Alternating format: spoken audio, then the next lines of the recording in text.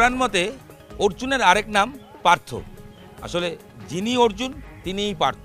তবে ব্যারাকপুর লোকসভা কেন্দ্রে দুজন আলাদা ব্যক্তি, একদিকে বিজেপির প্রার্থী অর্জুন সিং আর অন্যদিকে তৃণমূলের প্রার্থী পার্থ ভৌমিক। দিন কয়েক আগেও দুজন একসঙ্গেই ছিলেন, তার কারণ বিজেপির টিকিটে গত বছর এমপি হওয়ার পর অর্জুন সিং দল বদলে তৃণমূল হয়ে গেছিলেন। তবে তার একরাশ আক্ষেপ ছিল তিনি এবার টিকিট পাননি, তাই আবার রাতারাতি দল চেঞ্জ করে চলে এসছেন সেই বিজেপিতে যেখান থেকে তিনি জিতেছিলেন। তাই পার্থ বনাম অর্জুনের লড়াই এবার ব্যারাকপুর সরগরম। নেতা নয় জনতায় আমরা আমজনতার সঙ্গে কথা বলবো, জানতে চাইব তারা কি বলছেন, কার পাল্লা ভারী, অর্জুন নাকি পার্থ। ব্যারাকপুর লোকসভা কেন্দ্রের নৈহাটি বিধানসভার মধ্যে আমরা রয়েছি। এখানকার আমজনতা কি ভাবছেন জানতে চাইব। এই যে লড়াই, একদিকে অর্জুন একদিকে পার্থ, যত নৈহাটি ব্যারাকপুর এই অঞ্চলে যত পোস্টার দেখছি এই দুটো নাম ছবি উঠে আসছে। কি মনে হচ্ছে লড়াইটা কতটা হাড্ডাহাড্ডি? লড়াই বলতে দেখুন, আমাদের নৈহাটি সবসময় একটু শান্তি চেয়েছে। নৈহাটির মানুষ বঙ্কিমচন্দ্রের আশ্রয় তো থাকে, তো এইখানকার মানুষ একটু সংস্কৃতি নিয়ে বাঁচতে চায়, মনে করে একটু শান্তিপ্রিয়ভাবে সারা বছরটা কাটাবে, একটু উৎসবের মাহলে।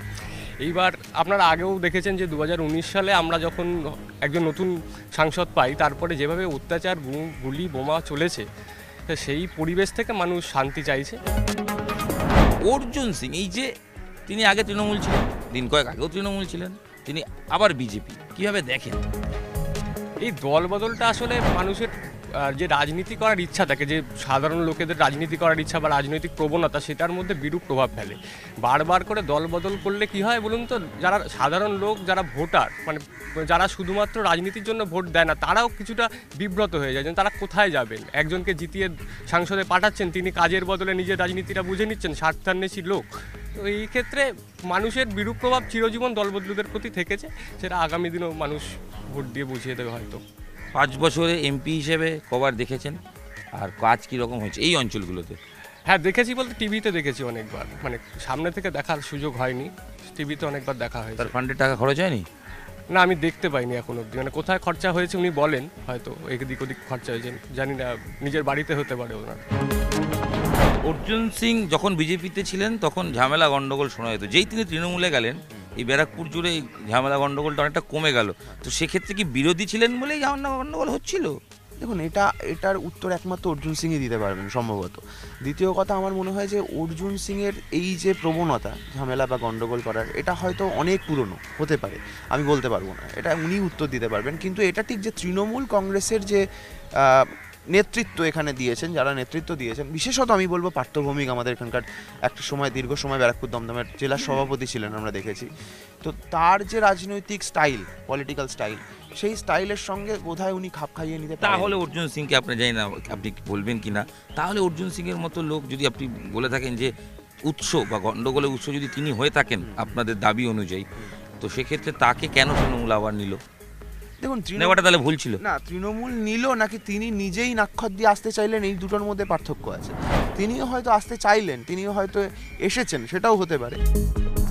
রাজনীতিতে এই যে আজ সে তৃণমূল, কাল সে বিজেপি, পরশু কোথায় যাবে কেউ জানেন না। এই যে দল বদল মানুষ কীভাবে নেন আপনারা, কি মনে হয়? এই যে অর্জুন সিং কয়েকদিন আগে তৃণমূল, আজ বিজেপি, ভবিষ্যৎ কী হবে কেউ জানে না। দেখুন, দল বদলু তো একটা তো নেগেটিভ ইম্প্যাক্ট মানুষের মধ্যে পড়ে, এটা তো খুব সত্যি কথা, এবং এটাও বলা উপেক্ষা রাখে না যে দুদলই দল বদলুদের প্রচুর টিকিট দিয়েছে। কিন্তু আপনি যদি একদম অর্জুন সিংয়ের নিরিখে বলেন, আমি বলতে পারি তিনি এসেছেন, তাকে নেওয়া হয়নি। ব্যারাকপুর লোকসভা কেন্দ্রে অবাঙালি ভোটারের সংখ্যা কিন্তু যথেষ্ট, এবং সেই পার্সেন্টেজটা 30%-এর নিচে তো কোনোভাবেই নয়। এই ভোট কতটা ফ্যাক্টর মনে হয়, বিশেষ করে বিজেপির পক্ষে যাওয়ার সম্ভাবনা কতটা এই ভোটটা? আমার মনে হয় এবার একেবারেই না। দেখুন, একদম আমি পারসেপশন মানে যেটা তৈরি করছেন মানে মিডিয়া বা সবাই, এবং অর্জুন সিং নিজেও, যে অবাঙালি ভোট সব, দেখুন যে মানে 2019-এর 23শে মের পরে, মানে 24 মে পর থেকে আপনি 6 মাস আপনি কাকিনাড়া নয়াবাজারে যান, সেখানে সব অবাঙালি হিন্দু এবং অবাঙালি মুসলমান, এবং 6 মাস 7 মাস তাদের দোকান বন্ধ রাখতে হয়েছিল অর্জুন সিং লোকসভা। কারণ তো মানুষ তো নিজের কথা ভাববে, নিজের কথা ভেবে নিশ্চয়ই তারা সে ভুল আর করবেন না। আমার দৃঢ় বিশ্বাস এবার অবাঙালিরা আর অর্জুন সিংয়ের সাথে নেই।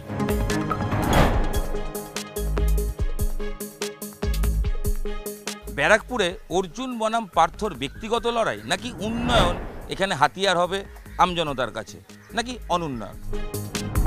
যখন এবার ভোট দেবেন কি ইস্যু মাথায় রাখবেন? ইস্যু কিছু তো উন্নয়ন অনুন্নয়ন কি কি মাথায় রেখে দেবেন? দেখুন, মাননীয় মুখ্যমন্ত্রী মমতা বন্দ্যোপাধ্যায় আমাদের মহিলাদের জন্য যা করেছে, আমরা মহিলারা লক্ষ্মীর ভাণ্ডার পেয়ে খুব খুশি। আগে 500, গতকাল থেকে এপ্রিল মাস থেকে 1000 টাকা হচ্ছে। আমরা খুব খুশি, আমরা সব মহিলারা মিলে। আমরা মানে কি বলবো, মানে এত যে আমাদের মাননীয় মুখ্যমন্ত্রী আমাদের জন্য ভেবেছে, এটা আমাদের কাছে একটা মানে বড় পাওনা। তার জন্য আমরা মহিলারা মিলে, সবাই মিলে আমরা দিদিকেই ভোট দেব। তার জন্য উনি যাকে প্রার্থী করেছেন আমাদের ঘরের ছেলেই অবশ্যই।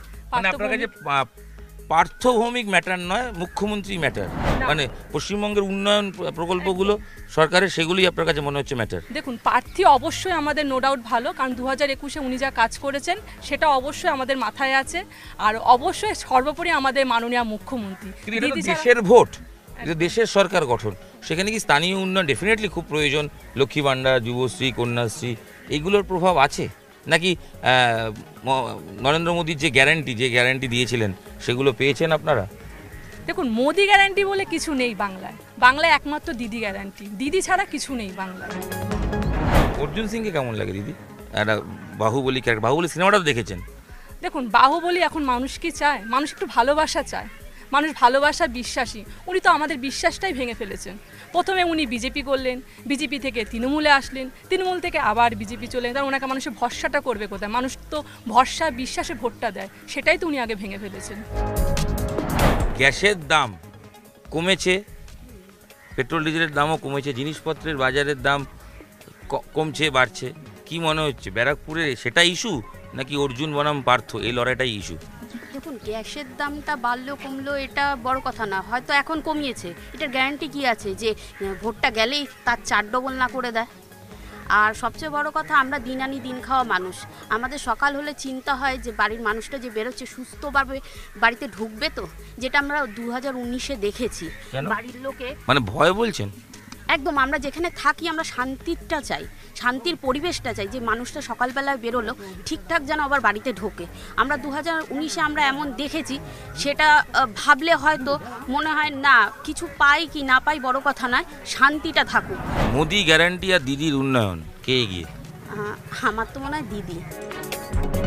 অর্জুন সিং তিনি বিজেপি ছিলেন, তৃণমূল হয়েছেন, আবার বিজেপি হয়েছেন। ভোটে এই যে দলবদল প্রভাব পড়ে? প্রভাব দেখেন, উনি কোথায় যাচ্ছে আছে এটা আমরা সবসময় হচ্ছে মমতা বন্দ্যোপাধ্যায়কে দেখি এসেছি। মমতা বন্দ্যোপাধ্যায় যার পেছনে আছে আমরা কিন্তু তাকেই দেখব। ভোট তো এসে গেল, ভোট দেবেন, এটা তো দেশের ভোট গঠন, কেন্দ্রীয় সরকার গঠন। তো দেশের কথা মাথায় রাখবেন, দেশের বিভিন্ন ইস্যু মাথায় রাখবেন নাকি স্থানীয় ইস্যুগুলো মাথায় রাখবেন? স্থানীয় ইস্যুগুলোই মনে রাখবো। কেন? কারণ হচ্ছে আমরা উন্নয়নটা দেখব। উন্নয়নটা দেখতে গেলে হচ্ছে আমাদের এখানে পার্থভৌমিক যা উন্নয়ন করেছে বিধায়ক অবস্থায়, আমরা তাকেই দিতে চাই। মানে বিধায়ক উন্নয়ন করেছে, এমপি হলে আরো বেশি উন্নয়ন হবে বলে মনে হয়? অবশ্যই মনে করি আমরা সেটাই। আর উনি করবেন, কারণ ওনার মতো মানুষ হয় না। অর্জুন সিংকে চেনেন? হ্যাঁ, অবশ্যই চিনি। হ্যাঁ, হ্যাঁ। বাহুবলী সিনেমা দেখেছেন? হ্যাঁ, অবশ্যই। কেমন লেগেছে সিনেমাটা? সিনেমার সঙ্গে তো ওনাকে গুলিয়ে ফেললে হবে না, কারণ উনি হচ্ছে উনি কি বাহুবলী? এখানে অনেকে বলেন। বাহুবলী তো মোটা, আমার মনে হয় উনি পাল্টিবাজি। আমার মনে হয় উনি পাল্টিবাজি, কারণ উনি একটা পদ পাওয়ার জন্য, টিকিট পাওয়ার জন্য যদি দল চেঞ্জ করে, সেই মানুষকে মনে হয় না। হ্যাঁ, টিকিটটাই ওনার কাছে সব, ওটা ওনার কাছেই সব। পার্থভৌমিককে দেখুন এক জায়গায় রাজনীতি করে যাচ্ছে, উনি কিন্তু দল চেঞ্জ করেনি। আর উনি কিন্তু দল চেঞ্জ করছে, আজ বিজেপি কাল তৃণমূল, আজ বিজেপি তৃণমূল। তাহলে ওনার পদটাই, ওনার লোভটাই বেশি। আমি তো ওনাকে পাল্টিবাজিই বলবো। আপনারা বলছিলেন না কি বলছিলেন কি বাহুবলী? আমার মনে হয় বাহুবলী থেকে ওনাকে বরঞ্চ ভাল্লার দেব বললে বেশি ভালো হয়। কারণ ভাল্লার দেব যেইভাবে অত্যাচার করেছে প্রজাদের উপর, উনি কিন্তু 2019-এ সেটাই করেছে। আমার মতে মনে হয় ভাল্লার দেব বললে বেশি ভালো। মহেশমতি কি না সেটা বলতে পারবো না, কিন্তু উনি কিন্তু ভাল্লার দেব এটা কিন্তু বলতে। তাহলে বাহুবলীকে? বাহুবলী ওনার মধ্যে মনে হয় সবকিছুই আছে, ওনার মধ্যে অনেক কিছু আছে। পার্থভৌমিক তো দেখেন, পার্থভৌমিক দেখেন নামের মধ্যেই আপনি কিন্তু আলাদা কিছু একদম স্নিগ্ধতা পাবেন।